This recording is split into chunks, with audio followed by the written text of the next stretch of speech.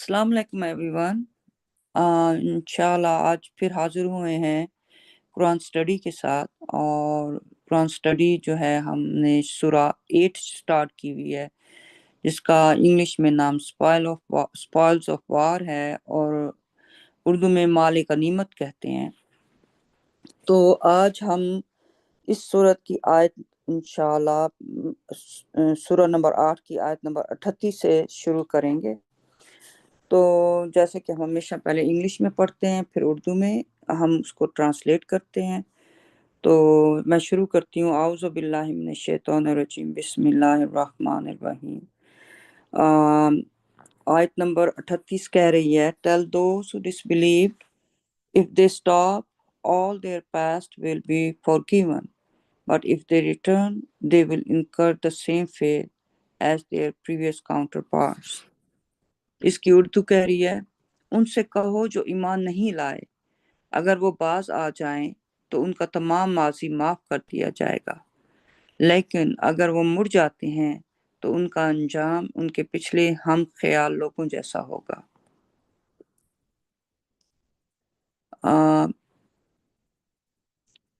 ये इसकी थोड़ी सी हम पिछले वीक हमने जो कुरान स्टडी की थी उसमें सारा यही इसमें जंग के बारे में जिक्र है, जो मुख्तलिफ किस्म की जंगें जो है प्रॉफिट ने उसने हिस्सा लिया था, उनमें से उन जंगों के बारे में जिक्र है।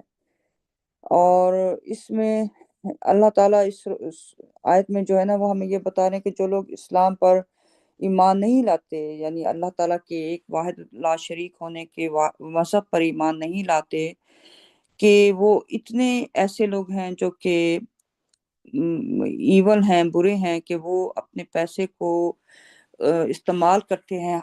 हर वक्त में देखिए, हर टाइम में अपने पैसे को इस्तेमाल वो करते हैं लोगों को गलत रास्ते की तरफ ले जाने के लिए।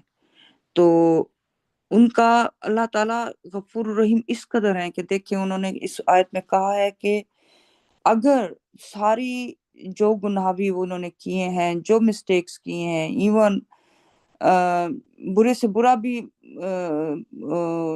सिन किया है, यानी गुनाह किया है, तो अगर वो अपनी मिस्टेक्स जो उन्होंने पास्ट में की हैं उनसे बाज आ जाते हैं, तो अल्लाह ताला ने फरमा रहे हैं गफूर रहीम कि उनका तमाम माजी माफ कर दिया जाएगा।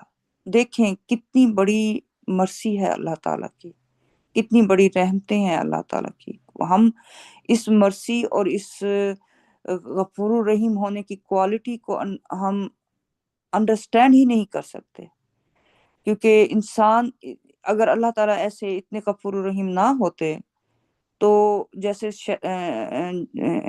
उन्होंने क्या कहते हैं, फरिश्तों ने अल्लाह ताला से कहा कि इन सब को तो जहन्नम में डाल दें।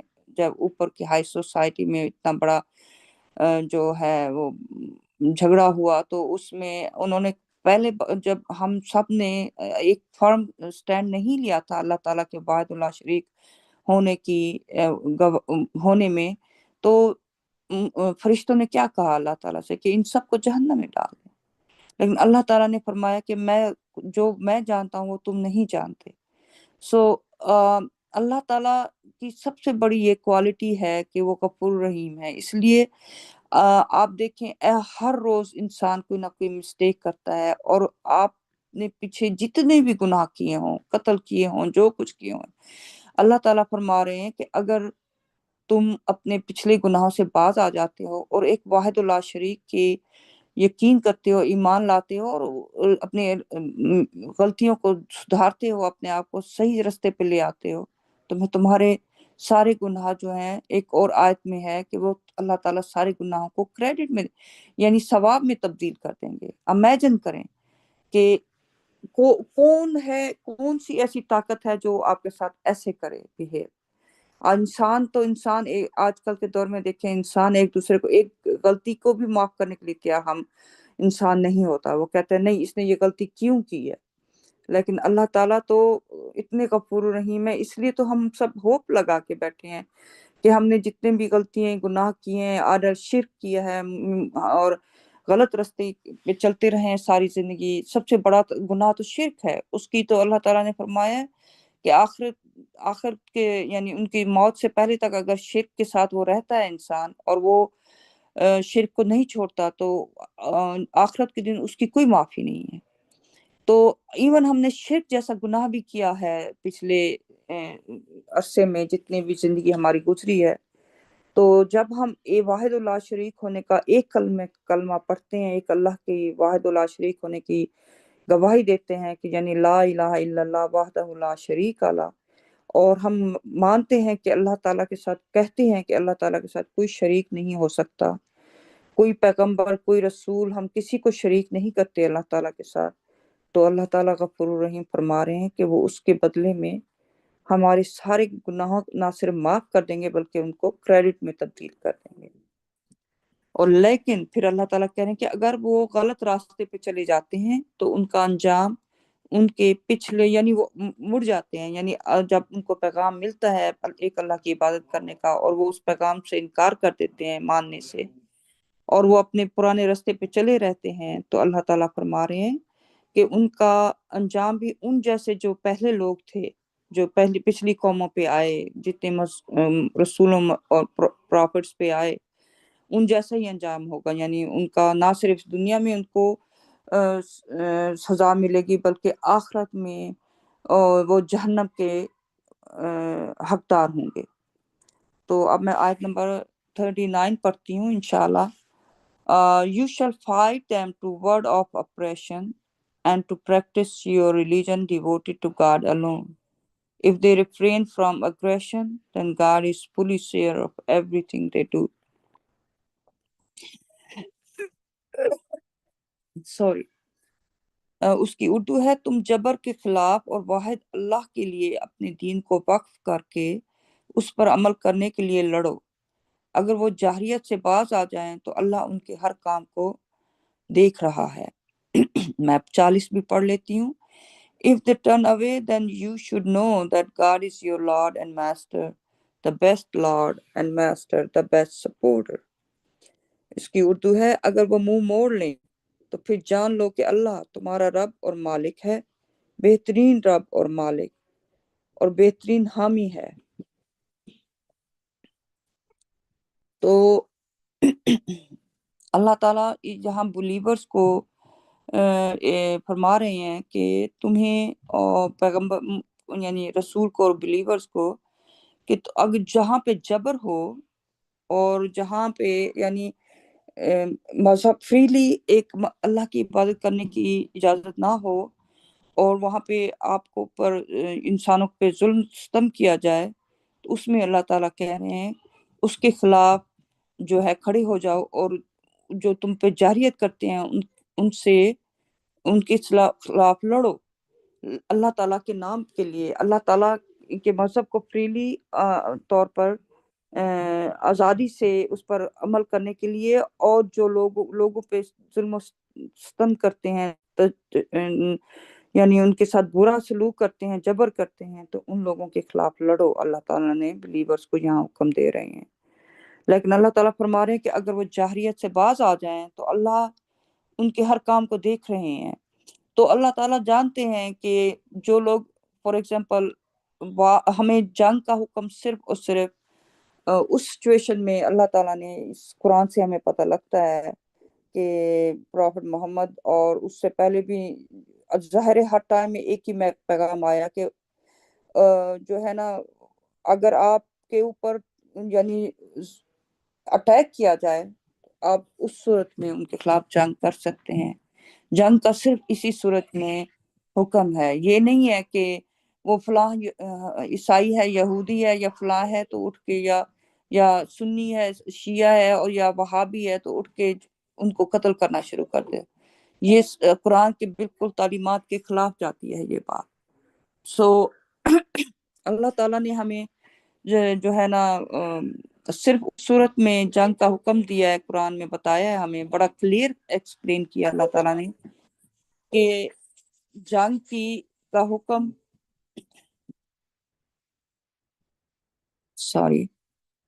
جنگ کا حکم صرف اور صرف ان پہ جب تشدد کیا جائے لوگوں پہ یا ان پہ سختی کی جائے تو اس صورت میں جنگ کا اللہ تعالیٰ نے واپس لڑنے کا حکم دیا ہے. اور اگر وہ پھر اللہ تعالیٰ آخر میں یہ بھی بتا رہے ہیں کہ اگر وہ فار ایگزامپل وہ جنگ کے دوران وہ پیچھے ہٹ جاتے ہیں، اس کے بعد وہ صلح کے لیے آ جاتے ہیں، تو اللہ تعالیٰ فرما رہے ہیں کہ ان کے ہر کام کو اللہ تعالیٰ دیکھ رہے ہیں. تو پھر مسلمانوں کو یا بلیورز کو ان کے ساتھ فائٹ کرنے کی کوئی ضرورت نہیں ہے، کیونکہ وہ آ کے جیسے کہ معاہدے کرتے ہیں، صلح کے معاہدے کرتے ہیں. تو پھر اللہ تعالیٰ نے یہاں تک یہ بھی فرما دیا کہ وہی لوگ جو آپ پہ اٹیک پہلے کر رہے ہوتے ہیں ان کے ساتھ بھی صلح کا معاہدہ کر لو. سو اللہ تعالیٰ ہمارا مذہب اسلام جو ہے وہ انتہائی پیسفل مذہب ہے. اس میں کہیں بھی اللہ تعالیٰ نے پورے قرآن میں ایک تھیم ہے کہ صرف اور صرف جاہریت کا حکم اس صورت میں دیا گیا ہے جب آپ پہ اٹیک کیا جائے، اس کے علاوہ نہیں. لیکن چونکہ کرپشن اس قدر مذہب میں اب تک آ چکی ہے اور بیڈ ایگزامپلس کچھ سو کال مسلمان اپنے آپ کو کہہ کے وہ بنا چکے ہیں، اس لیے اسلام کا نام انہوں نے بدنام کیا ہوا ہے کہ یہ بڑا ہی جاہریت والا مذہب ہے اور یہ لوگوں کو جو ہے قتل و غارت کرتے ہیں اور برا سلوک کرتے ہیں، کیونکہ وہ قرآن کو فالو نہیں کر رہے. قرآن اگر وہ صحیح طریقے سے اللہ تعالیٰ کے پیغام کو قرآن کو فالو کریں تو ایسی چیزیں کبھی بھی نہ کریں. تو اسلام جو ہے وہ ایک اللہ تعالیٰ نے پیس اور جو ہے اچھے اخلاق کے ساتھ زندگی گزارنے کا حکم دیا ہے قرآن اسلام میں. اور قرآن میں بڑا کلیئر اللہ تعالیٰ نے بتایا کہ جاہریت آپ نے نہیں کرنی. تو 40 میں اگر کریں اللہ تعالیٰ اگر وہ منہ موڑ لیتے ہیں تو پھر تمہارا رب اللہ تعالیٰ ہی ہمارے رب ہیں، اور ہمیں اللہ تعالیٰ پہ پورا یقین رکھنا چاہیے مسلمانوں کو.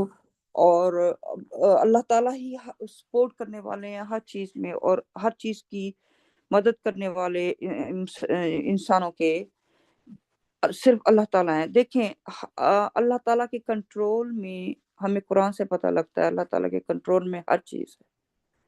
سو اللہ تعالیٰ جسے چاہیں فتح عطا فرما دیں، جسے چاہیں شکست دے دیں. لیکن اللہ تعالیٰ نے ایک لا بنایا ہوا ہے، سسٹم بتایا ہے ہمیں قرآن میں کہ جو ڈس بلیورز ہیں، جو اللہ تعالیٰ کے سچے پیغام کی طرف خلاف فائٹ کرتے ہیں، وہ ہمیشہ لوزر میں شامل رہیں گے، وہ ہمیشہ وہ نقصان اٹھانے والوں میں سے ہوں گے. اور جو ایک اللہ کی نام کے پر جو ہے وہ اللہ کے ایک مذہب پر فالو کرتے ہیں، ایک اللہ کی کو فالو کرتے ہیں اور قرآن کو فالو کرتے ہیں اور قرآن کے علاوہ کسی اور چیز کو فالو نہیں کرتے، تو وہ مومنین ہیں، اور وہ مومنین کو ہمیشہ اللہ تعالیٰ نے فتح عطا فرمائی ہے. تو اب میں آیت نمبر 41 پڑھوں گی. You should know that if you gain any spoils in war, 1/5 shall go to God and the messenger, to be given to the relatives, the orphans, the poor, and the traveling alien. You will do this if you believe in God and in what we revealed to our servant on the day of decision, the day the two armies clashed. God is omnipotent. Urdu ہے اس کی. تمہیں معلوم ہونا چاہیے کہ اگر تمہیں جنگ میں کوئی مال غنیمت ملے تو 5واں حصہ اللہ اور رسول کے پاس جائے گا، جو رشتہ داروں، یتیموں، غریبوں اور مسافروں کو دیا جائے گا. تم ایسا کرو گے اگر تم اللہ پر اور اس بات پر یقین رکھتے ہو جو ہم نے فیصلے کے دن اپنے بندے پر نازل کیا تھا، جس دن دونوں فوجیں آپس میں ٹکرائی تھیں. اللہ قادر مطلق ہے. اس آیت میں اللہ تعالیٰ ہمیں بتا رہے ہیں جنگ کے ٹائم جب پروفٹ اور محمد جو ہے وہ جو جنگ کی سچویشن آئی تھی مسلمانوں پہ، تو اللہ تعالیٰ نے اس وقت فرمایا کہ جو مال غنیمت ان لوگوں کو ملا تو اس کا انہوں نے ان کا 5واں حصہ جو ہے وہ علیحدہ نکالنا ہے، جو کہ اللہ تعالیٰ نے اس کی ترتیب بتا دی ہے کہ جو کہ پہلے اگر قریب ہیں کوئی رشتہ دار انہیں دیں، پھر یتیموں کو دیں، پھر غریبوں کو دیں اور مسافروں کو دیا جائے. تو یہ اللہ تعالیٰ کا فیصلہ ہے، کیونکہ آپ نے جتنا بھی مالی غنیمت اللہ تعالیٰ اگر آپ کو ملتا بھی ہے جو اس ٹائم کے مسلمانوں کو ملا، وہ بھی تو مالی غنیمت صرف اور صرف فتح بھی تو اللہ تعالیٰ کی طرف سے آئی، ہر چیز اللہ تعالیٰ کی طرف سے آتی ہے، اور اللہ تعالیٰ ہی اسی پیسے کو جو مالی غنیمت جو اللہ تعالیٰ نے مسلمانوں کو اس وقت دیا، تو اللہ تعالیٰ نے فرمایا اس میں سے تم اللہ اور اس کے رسول کو 5واں حصہ دو، تاکہ جو وہ اس حصے کو اس طریقے سے تقسیم کر سکے رسول۔ تو تو یہ بہت ہی امپورٹنٹ اس ٹائم میں جو ہے مسلمانوں مومنین کے لیے یہ جو ہے یہ ایک حکم تھا اس وقت کہ مال غنیمت اگر کسی نے اکٹھا کیا تو سارا وہی نہیں اٹھا کے لے جا سکتا، بلکہ اس میں سارے لوگ جو ہیں اور اس کو ان کو حصہ بھی ملے گا، جو غریب ہے، کوئی یتیم ہے، کوئی کچھ ہے، تو سب کو اللہ تعالیٰ نے حصہ دینے کا حکم دیا ہے اس میں۔ تو آیت نمبر میں اب 42 پڑھوں گی۔ God controls everything and plans for the believers.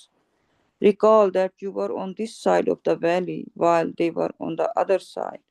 Then their caravan had to move to lower ground. Had you planned it this way, you could not have done it.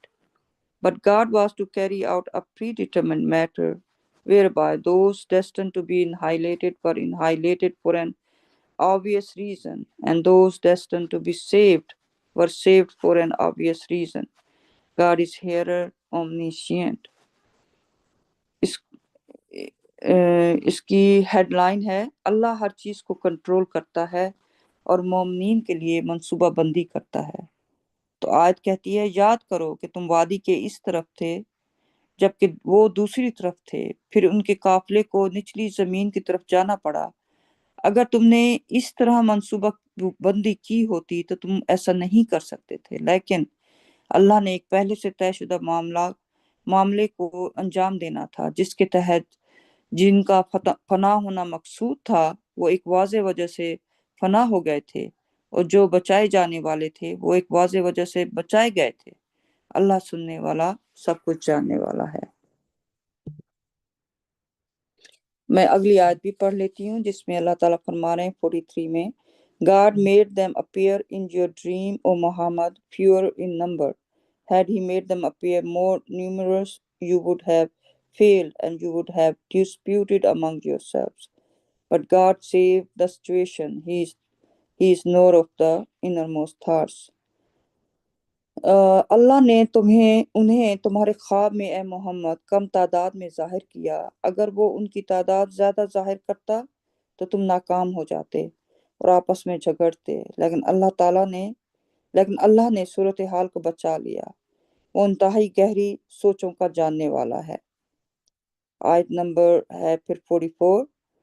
And when the time came and you faced them, he made them appear pure in your eyes and made you appear pure in their eyes as well.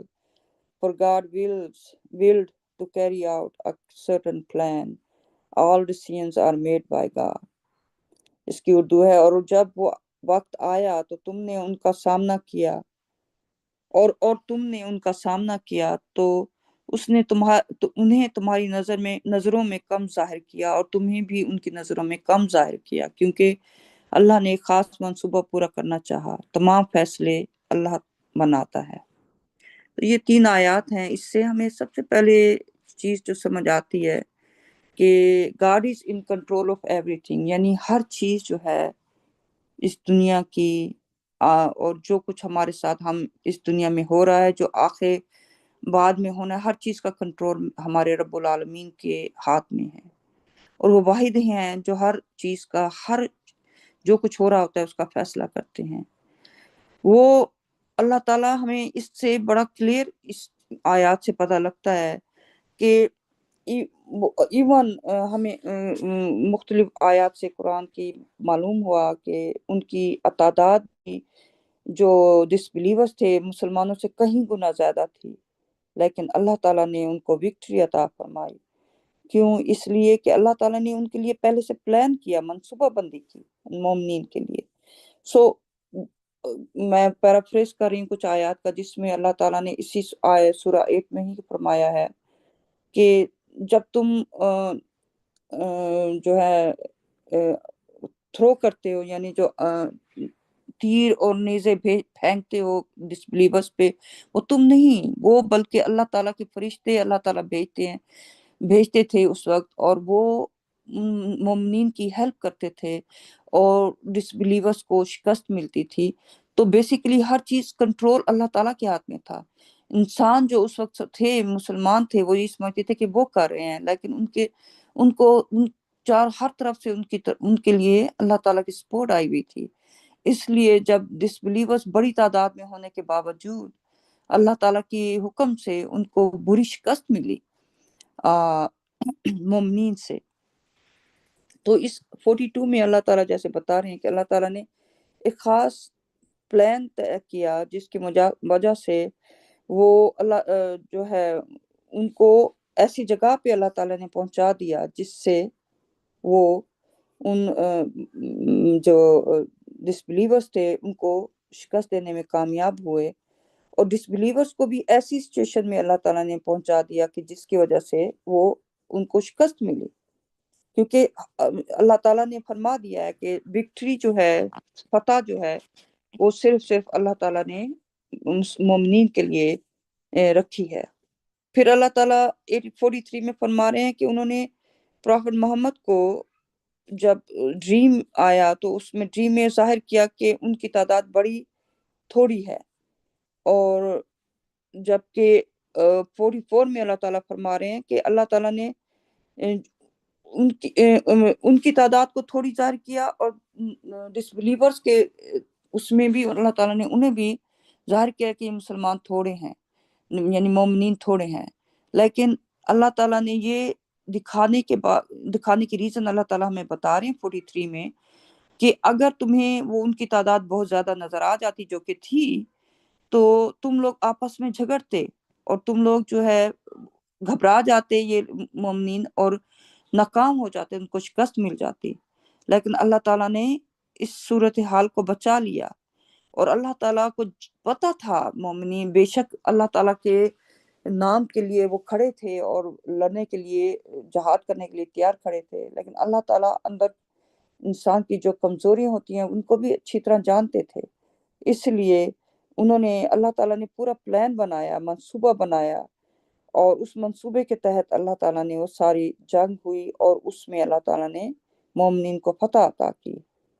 اور پھر اللہ تعالیٰ 44 میں بتا رہے ہیں کہ جب وہ وقت آیا اور تم نے ان کا سامنا کیا، یعنی مومنین نے اور رسول پروفٹ نے، تو اس نے انہیں تمہاری نظروں میں کم ظاہر کیا، اور تمہیں بھی ان کی نظروں میں کم ظاہر کیا، کیونکہ اللہ نے ایک خاص منصوبہ پورا کرنا چاہا۔ تمام فیصلے اللہ تعالیٰ بناتے ہیں۔ تو یہ اللہ تعالیٰ کی پلاننگ تھی، اور ہماری زندگی میں جو کچھ بھی ہو رہا ہوتا ہے یہ تو اس جنگ کے معاملے میں اللہ تعالیٰ نے ہمیں بتا دیا ہے، لیکن ہمیں اس چیز کا آج کے دور میں جنگ تو نہیں ہے، تو آج کے دور میں یہ یقین انسان کو رکھنا چاہیے کہ ہر چیز کا کنٹرول ہمارے رب کے ہاتھ میں ہے۔ ہمارے ساتھ جو کچھ ہو رہا ہے اور جو کچھ ہوا ہے پاس میں اور آگے جو ہوگا، وہ سب کچھ جو ہے اللہ تعالیٰ کے کنٹرول میں ہے۔ اور اگر ہم ایک رب کی عبادت کرتے ہیں اور شرک والی خوفناک چیز سے بچتے ہیں اور برے کاموں سے بچتے ہیں، تو اللہ تعالیٰ نے کہا ہے کہ وہ ہم مومنین کو شو کریں گے کہ he is with us in every situation. آج کے دور میں یہ جو زندگی میں اتنا کچھ دنیا میں آ چکا ہے، پری آکوپیشن ہو ان کا، یعنی دنیا کی چیزوں میں مصروف ہونے کے شیطان پوری کوششیں کریں انسانوں کو ان میں گم کرنے کے۔ ان سب سے بچانے والے میرے رب العالمین کی ذات ہے، اور شرک سے بچانے والے بھی رحمان کی۔ ہمیں فیصلہ صرف کرنا ہے کہ ہم نے ایک رب کی عبادت کرنی ہے، اور اپنے ایک رب کے علاوہ کسی اور کو ان کے ساتھ شریک نہیں کرنا۔ جب ہم یہ فیصلہ کر لیتے ہیں، اس کے بعد اللہ تعالیٰ ہر چیز پر قادر ہیں، اور اللہ تعالیٰ ہمیں اور سیدھے راستے کی طرف خود لے کے جاتے ہیں، اور ہمیں گائیڈ فرماتے ہیں۔ جہاں پہ ہم سے غلطیاں ہو رہی ہوتی ہیں وہ ہمیں شو کرتے ہیں، تاکہ ہم ان غلطیوں کو اور مسٹیکس کو، اپنے اندر سے کمزوریوں کو ختم کر سکیں، اور اوپر اللہ تعالیٰ کے پاس پیوریفائی ہو کے جا سکیں۔ تو انشاءاللہ میں یہ ختم کرتی ہوں۔ ہمارے بہن بھائی موجود ہیں انشاءاللہ وہ ان آیات کے بارے میں کچھ کہنا چاہیں گے میری طرف سے. السلام علیکم. Thank you, sister. MashaAllah. Praise God. ماشاء MashaAllah. Praise God.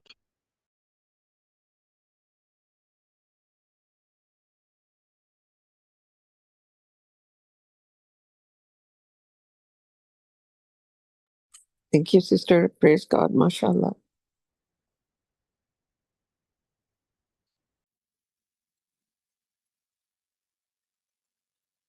یہ ماشاءاللہ ٹوٹلی یہ پورا مطلب ایگزیکٹلی ماشاءاللہ آپ نے صحیح کہا کہ یہ واقعات تو جنگ کے ہے، لیکن اللہ تعالیٰ ہمیں ہماری روزمرہ کی زندگی میں یہ سیم بات ہمیں بتانے کی کوشش کر رہے ہیں کہ اگر ہم خالص اللہ پہ اپنا توکل رکھیں، اللہ پہ ایمان لائیں اور اللہ کے احکامات پہ چلیں تو ہماری لائف بالکل آسان اور پیسفل ہو جائے گی. کوئی غم نہیں، کوئی مطلب کوئی سٹریس، کوئی پریشانی.